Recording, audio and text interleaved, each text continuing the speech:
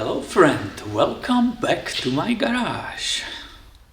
I got here today new customer, and this one it's 2010 Toyota Prius with approximately 100,000 miles on the clock.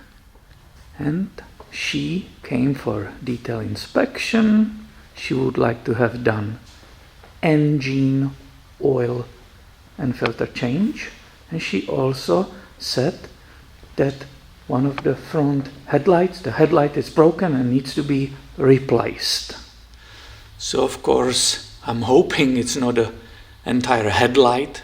Hopefully it's one of the bulbs, either high beam, low beam. Let's go and look at it and we will see what's going on with it. So let's go and check the lights. The first click will be what? Some markers only. Is anything on? I don't see anything. Oh yeah, because down in the rear only we have a license plate and the markers.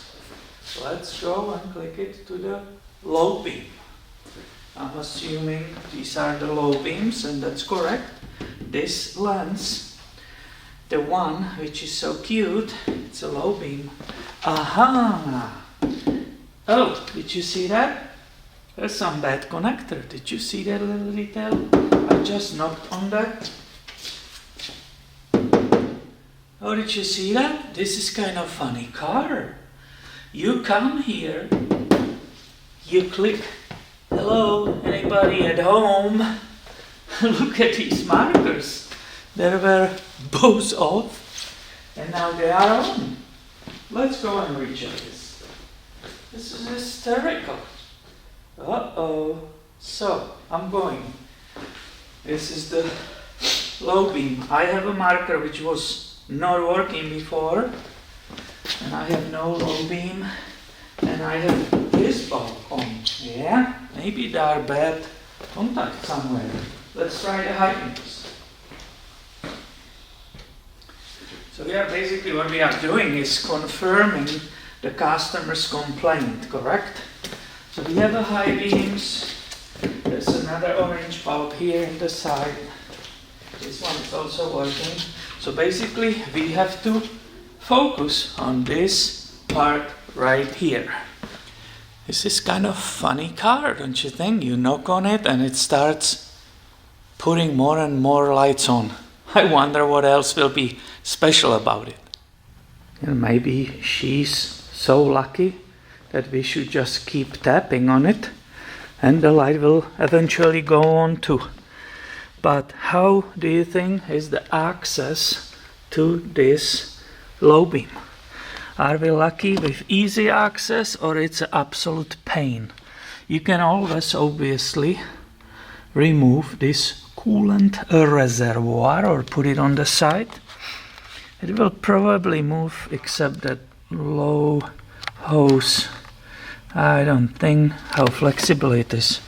But the piston, which I learned from the master tech at Toyota. I remember him. He saw me struggling once when I was absolutely new, and he said, "What are you doing?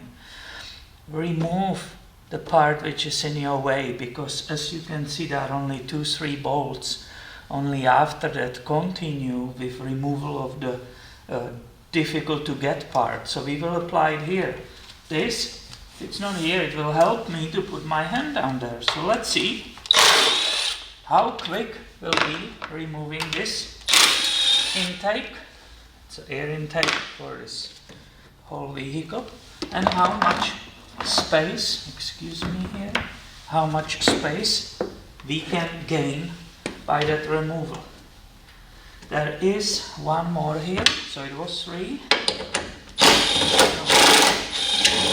No biggie. That's very, very fast. It was hidden underneath this overflow coolant pipe. I'm trying to be careful not to break anything, but look, voila! Look at this beautiful access right now. I love it. Let me show you. We suddenly have so much space that almost this camcorder could fit there. But do you see that connector again with that kind of pink, see, purple wire? I will be turning that probably counterclockwise. Let's see. And it doesn't want to go, so I will first push on that tab and disconnect this connector, which you see actually, and after that I will be able freely turn that part counterclockwise. That just happened, and the bulb should be coming out. And here you go, do you see it? Right in front of you. So let's move the camcorder. Here you can see that bulb as I pulled it out. You have a detail of the wiring connector. So it's a 2-pin, just one wire. Here will be all the details, what is on the back. I'm not sure if you can read it. And what you are looking basically for some blackness inside, some smoke, because that always indicates that the wire burned inside, there's no continuity, and the bulb is bad. If you cannot see a smoke, which I do see perfectly, and I hope you do too, you can take the multimeter, just connect it to these two wires and check for continuity. So I have that multimeter here. I set it in the ohms, so not voltage but ohms. There is an open. If I just test it really quickly, I touch the ends, the tips, and there is 0. So let's go and see if this puppy, that little smoke I see there, if it's really true, if it's burned. Because the wire seems to be complete. I don't see that burn. So there's not much space, so I will use just one clip. It's easier to hold the other one. And observe with me that multimeter. Do you see? Nothing's happening. So the wire is interrupted, there's no continuity, and we can really go ahead and order new bulb. I just received the brand new bulb.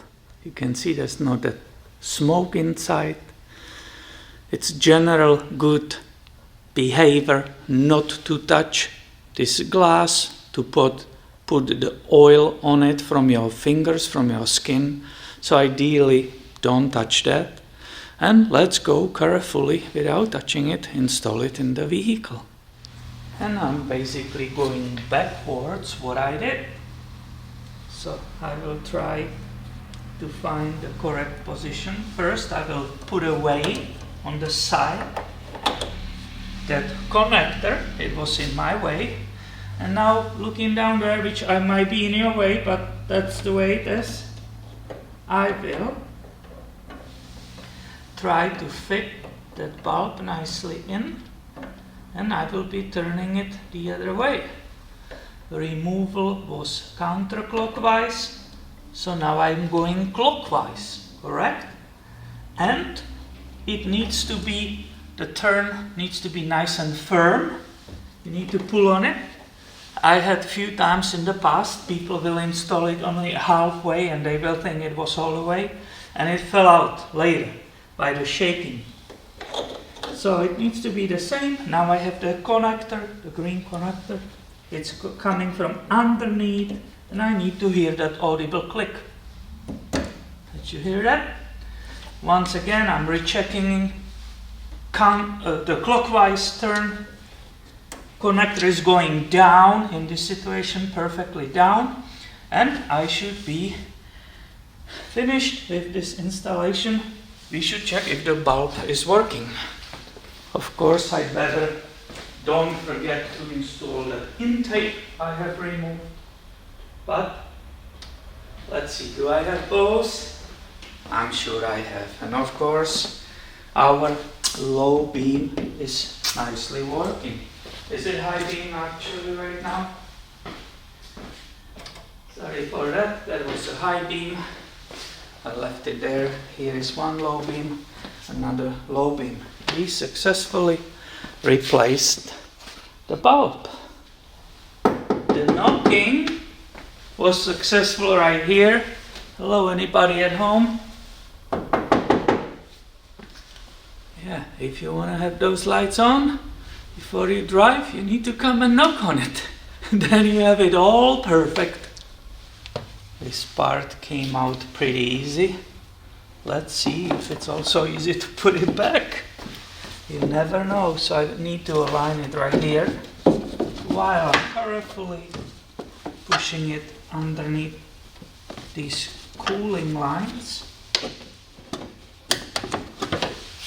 This plastic has somehow sharp edges, so don't cut yourself, or some cooling line or some wire.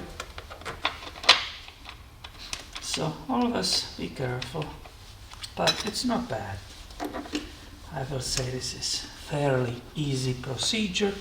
The last one, but not least, was right here, if I remember it correctly. I'm not afraid to use my power tool.